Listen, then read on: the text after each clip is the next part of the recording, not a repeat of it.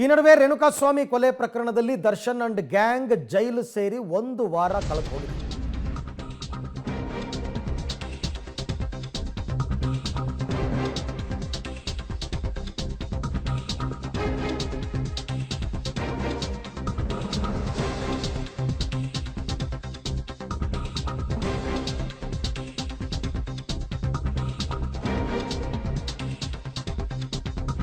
ರೇಣುಕಾಸ್ವಾಮಿಗೆ ಚಿತ್ರಹಿಂಸೆ ಕೊಟ್ಟು ಕೊಲೆ ಮಾಡಿದಂತಹ ಪ್ರಕರಣ ಮರ್ಡರ್ ಗ್ಯಾಂಗ್ ಜೈಲು ಸೇರಿ ಬರೋಬ್ಬರಿ 1 ವಾರ ಆಯಿತು.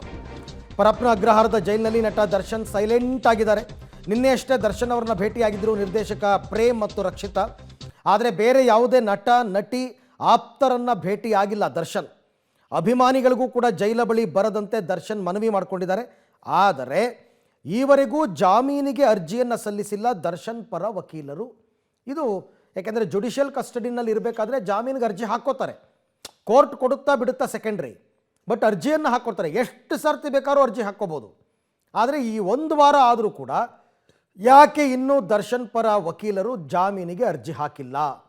ಅವ್ರದ್ದು ಹಾಕಿಲ್ಲ, ಅವ್ರ ಜೊತೆ ಇರ್ತಕ್ಕಂಥವ್ರದ್ದು ಯಾರ್ದು ಕೂಡ ಮೂವ್ ಆಗಿಲ್ಲ. ಯಾಕೆ? ಈ ಬಗ್ಗೆ ಮತ್ತಷ್ಟು ಮಾಹಿತಿ ನನ್ನ ಕೊಲೀಗ್ ನಾಗೇಶ್ ಅವರಿಂದ ಪಡ್ಕೊಳ್ಳೋಣ. ನಾಗೇಶ್, ದರ್ಶನ್ ಈಗಾಗಲೇ ಜುಡಿಷಿಯಲ್ ಕಸ್ಟಡಿಗೆ ಬಂದು 1 ವಾರ ಕಳೀತು. ಬಟ್ 1 ವಾರ ಆದರೂ ಕೂಡ ಅವರ ಪರ ವಕೀಲರು ಯಾಕೆ ಇನ್ನೂ ಜಾಮೀನಿಗೆ ಅರ್ಜಿ ಹಾಕ್ಕೊಂಡಿಲ್ಲ? ಏನಿದರ ವಿಚಾರ ಅಂತ?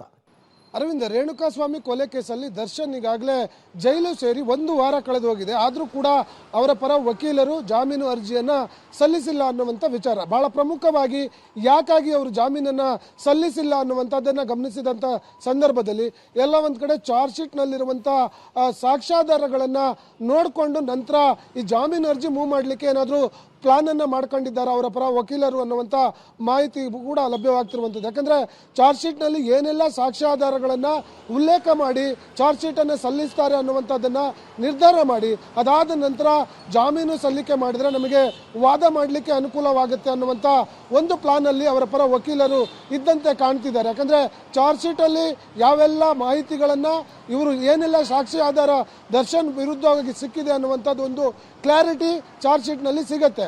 ಹಾಗಾಗಿ ಈ ಚಾರ್ಜ್ ಶೀಟ್ ಸಲ್ಲಿಸಿದ ನಂತರ ಮೇ ಬಿ ಜಾಮೀನು ಅರ್ಜಿ ಹಾಕ್ಕೊಂಡ್ರೆ ಒಳಿತು ಅನ್ನುವಂಥ ತೀರ್ಮಾನಕ್ಕೆ ಅವರು ಬಂದಂತೆ ಇದ್ದಾರೆ. ಹಾಗಾಗಿ 1 ವಾರ ಕಳೆದರೂ ಕೂಡ ಸೆಷನ್ಸ್ ಕೋರ್ಟಲ್ಲಾಗಲಿ ಎಲ್ಲೂ ಕೂಡ ಅವರು ಜಾಮೀನನ್ನು ಮೂವ್ ಮಾಡಿಲ್ಲ ಅನ್ನುವಂಥದ್ದು ಇರುವಂಥದ್ದು. Aravind, okay Nagesh, thank you, ತಮ್ಮೆಲ್ಲ ಮಾಹಿತಿಗೆ ಧನ್ಯವಾದ. ಬಟ್ ನೀವು ಚಾರ್ಜ್ ಶೀಟ್ ಸಲ್ಲಿಕೆ ಆದಮೇಲೆ ಜಾಮೀನಿಗೆ ಹಾಕೋತೀವಿ ಅಂತಂದರೆ ಚಾರ್ಜ್ ಶೀಟ್ ಸಲ್ಲಿಕೆ ಮಾಡೋದಕ್ಕೆ 90 ದಿನಗಳ ಕಾಲಾವಕಾಶ ಇರುತ್ತೆ.